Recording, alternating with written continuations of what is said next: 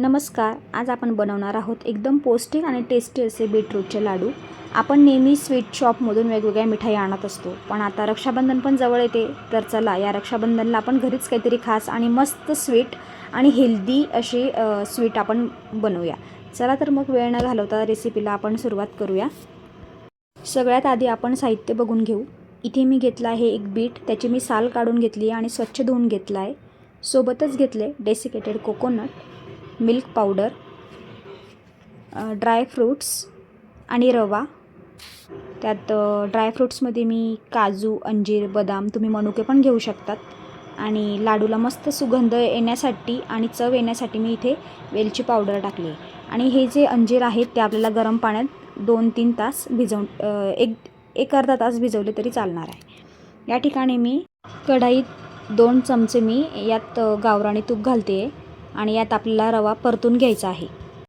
आपल्याला फक्त यात रवा त्याचा कच्चापणा घालवण्यासाठी आपण त्याला छान परतून घ्यायचा आहे. जास्त गोल्डन याला होऊ द्यायचा नाही आहे. रवा परतून झाला की या ठिकाणी मी जे बीट होतं त्याचे बारीक बारीक पीसेस करून घेतले आहे आणि त्याला मिक्सरमध्ये आपण ग्राइंड करणार आहोत. या बीटरूटचे आपण एकदम फाईन अशी पेस्ट करून घ्यायची आहे. तुम्हाला थोडी कोरडी वाटत असेल तर त्याच्यात तुम्ही दूध किंवा पाणी पण यूज करू शकता. आणि एकदम फाईन पेस्ट करून घ्यायची, जेणेकरून आपल्याला त्याचा स्टार्च गाळून काढता येईल आणि तो स्टार्च आपल्याला यूज करायचा आहे. या पद्धतीने आपली चहाची गाळणी असते ना, त्यात मी त्याचा स्टार्च काढून घेते आहे, रस काढून घेते. आणि हा रस आपल्याला परतलेल्या रव्यात आपल्याला हळूहळू पद्धतीने घालायचा आहे, जेणेकरून आपले लाडू सॉफ्ट होतील. आणि आपण या पद्धतीने असं हळूहळू पद्धतीने आपण त्या परतलेल्या रव्यात आपण स्टार्च घालतोय. जर तुम्हाला जास्त व्हाईट वाटत असेल तर तुम्ही अजून बीटरूटचा रस काढून घालायचा आहे. या ठिकाणी तुम्ही बघू शकता किती सुंदर नॅचरल कलर आलेला आहे रव्याला. आपण आता हा रवा एका प्लेटमध्ये काढून घेणार आहोत. आणि जो उरलेला आपला बीटरूटचा किस होता तो आपण स्टफिंगसाठी यूज करणार आहोत. आता या ठिकाणी मी परत कढईत तूप घेतलं आहे. त्यात किसलेला बीट मी जो उरलेला होता तो टाकणार आहे. आता ह्या बीटरूटच्या किसला आपण छान परतून घेणार आहोत.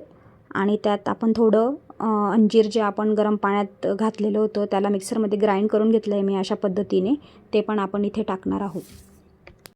त्यानंतर आपण थोडी पिठी साखर, डेसिकेटेड कोकोनट आणि मिल्क पावडर आणि छान चव यायला पाहिजे आणि सुगंध येण्यासाठी लाडूला आपण मस्त वेलची पावडर पण घालणार आहोत. तर या ठिकाणी आपण जी शुगर असते म्हणजे पिठी साखर असते ती या ठिकाणी आपण कमी घालायची, कारण बीट आणि अंजीर याला गोडवा असतो त्यासाठी. या ठिकाणी आपलं गुलकंदसारखं बीटरूटचं स्टफिंग रेडी झालेलं आहे, बघू शकता तुम्ही. आता आपण परतून घेतलेला जो रवा होता त्याच्यात आपण रोस्टेड असे ड्रायफ्रूट्स होते ते मी क्रश करून घेतले होते ते टाकले. त्यात थोडी पिठी साखर टाकायची आहे. तसंच परत जे आधी साहित्य होतं मिल्क पावडर, वेलची पावडर, हे सगळं आपण टाकून घ्यायचं आहे.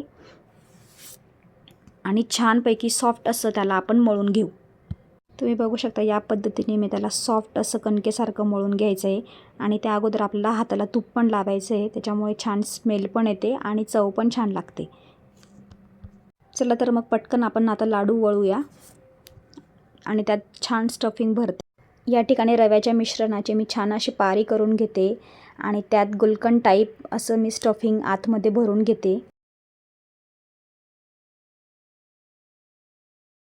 स्टफिंग भरल्यानंतर चारही बाजूंनी त्यांना आपण जसे मोदक वळतो त्या पद्धतीने आपण त्याला पूर्ण पॅक करून घ्यायचं आहे. आणि असे छान गोल लाडू आपण वळून घेतलेले आहेत. या पद्धतीने बघू शकता तुम्ही किती छान प्लेटमध्ये ते दिसत आहेत. आता या ठिकाणी लाडू वळून झाल्यावरती आपल्याला डेसिकेटेड कोकोनटमध्ये त्याला घोळवून घ्यायचं आहे. यामुळे काय होईल, लाडूला हलवाईसारखा छान मस्त लूक येणार आहे आणि ते दिसायला पण एकदम आकर्षक दिसतात आणि सुंदर दिसतात.